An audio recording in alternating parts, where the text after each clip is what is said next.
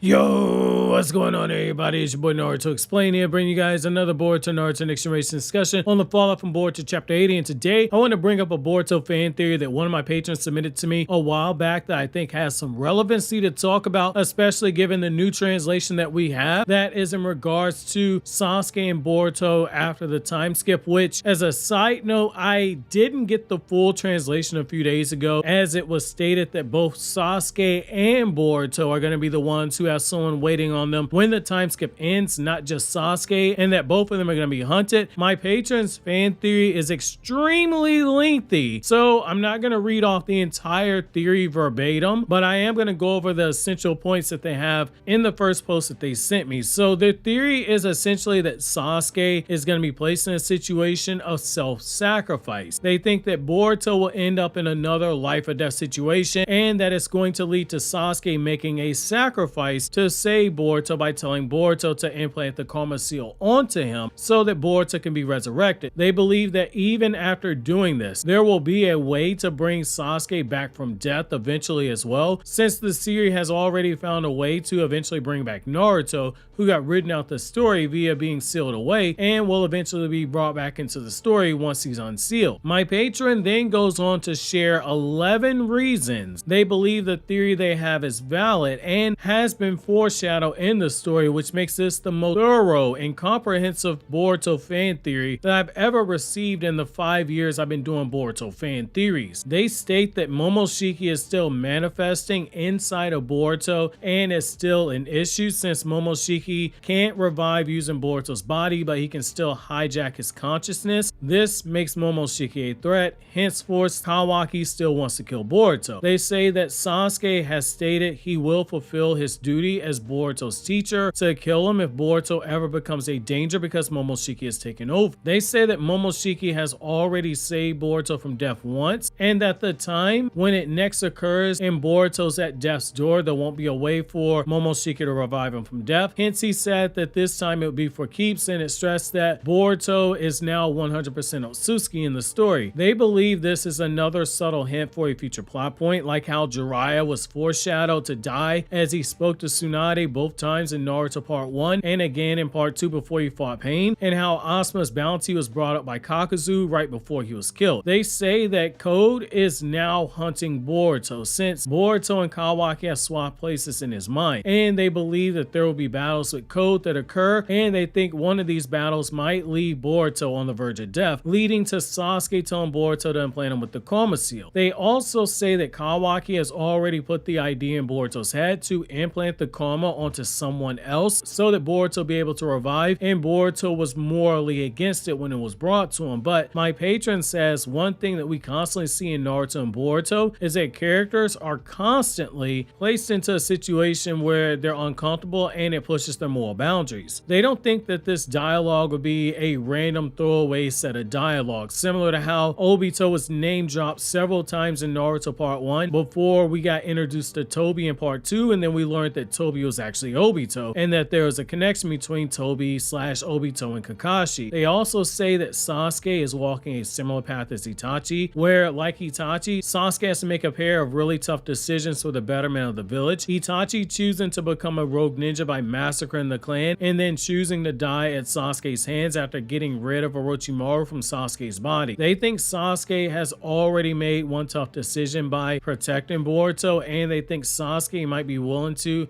self-sacrifice in this way if Boruto is able to implant the karma seal onto him before Boruto himself dies, which by extension would kill Momoshiki, and Sasuke serving as Boruto's vessel would be used to revive only Boruto. Momoshiki was very specific in saying that he wouldn't let Boruto die because his soul would go the way of the afterlife like Ishiki's. They also believe that Sasuke would take this time to entrust Sarada with this Eternal Mangekyo Sharingan so that Sarada gets a power up by using it for either her own Eternal Mangekyo Sharingan awakening, or having Sarada just be able to use Sasuke's EMS in one eye and use her other eye in combination with her own Mangekyo Sharingan power. They say not everyone has what it takes to be an Otsutsuki vessel, but they believe that Sasuke has what it takes to be an Otsutsuki vessel because of his enormous chakra reserves and a physical body that has the ability to withstand all that chakra that Sasuke possesses, something that Jigen, for instance, didn't. They say say that this makes more sense for Sasuke's character than to have him die in some random battle, because this way would basically be giving Sasuke a situation where he gives his life for the village and doing so in the shadow of the village in an honorable way, similar to how Itachi died. It would be more character development for Sasuke in this journey of redemption. They say this also opens the door for Sasuke to be brought back because of how overpowered Shinjutsu is, as we saw from Ada's omnipotence. So it's possible there is a way to restore Sasuke even after his soul is overridden by the Karma Seal, which, side note, given that Amato's desire with Abiki, I think there might be something to this point of bringing someone back via Shinjutsu. My patron says that due to Ada wanting friendship with Sarada and Sumire, and with how much the bonds of friendship play a role in the Naruto franchise as well as forgiveness, this might be a way for Ada to redeem herself as well as being brought back and be a bit more poetic if Sarada is the one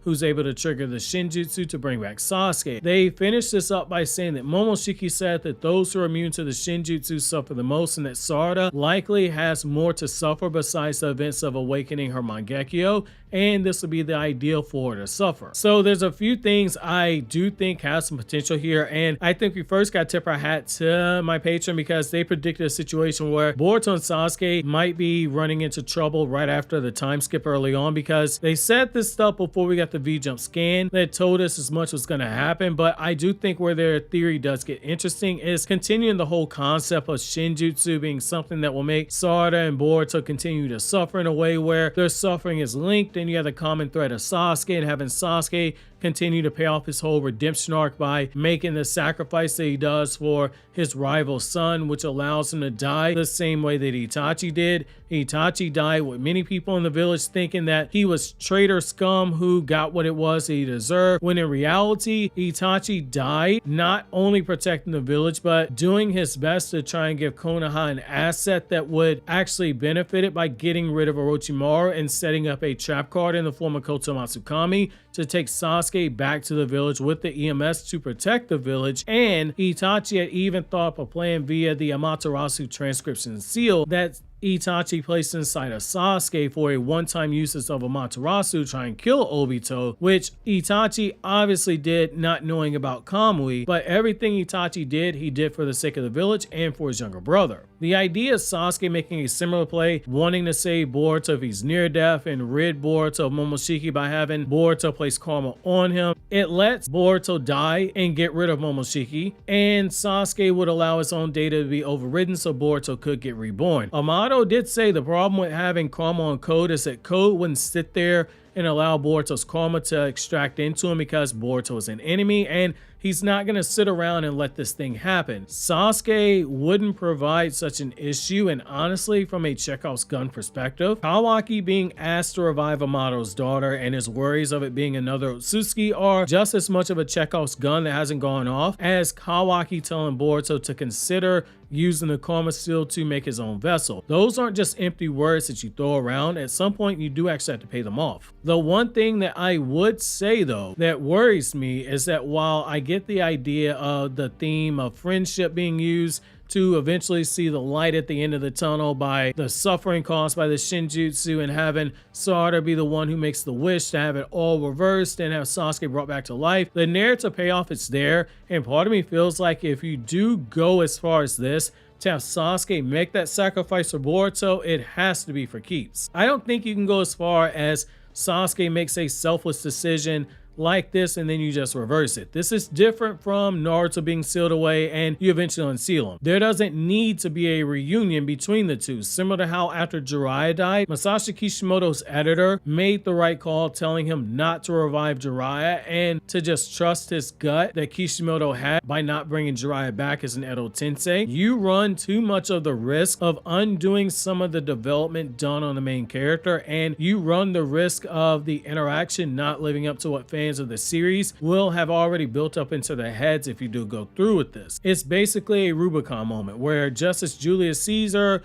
was unable to take anything back once he crossed the Rubicon to invade Rome. It's the same thing with a situation like this. You do this and it has to be for keeps, especially for Boruto and Sarada's development. Otherwise, you're playing with fire. However, Boruto is a story that has flirted with the whole concept of going in the opposite direction of the Naruto franchise, a story that focused so heavily on the samsaric cycle of life, death, and rebirth. Boruto has been telling a story of breaking free of familiar bonds and expectations and walking your own path free of that cycle of samsara. Hence, we've seen powers and abilities that transcend anything from the six paths realm that we saw from the powers that came from Kaguya and our bloodline, i.e. the Sharingan and the six paths powers that Hagoromo and Hammer were born with, and etc. The idea of them breaking the cycle in this way by the two of them finding a way to bring Sasuke back to life is something I don't discount, but I personally will tell you it will leave a sour taste in my mouth if this does end up being the case. The big question though would be, if Boruto did go through with this, can we say with certainty that Momoshiki won't revive? I think there's a chance he won't, but one thing I do think the story has hinted at is that when Momoshiki revived Boruto, something unprecedented happened. Their thoughts were intertwining now, and they're interacting more like Jinchuriki and Biju, where there's a connection there. Maybe it's the reverse in this instance. Maybe just to say Jinchuriki dies and it results in the Biju being reborn in this instance when Momoshiki's vessel Boruto actually dies because Boruto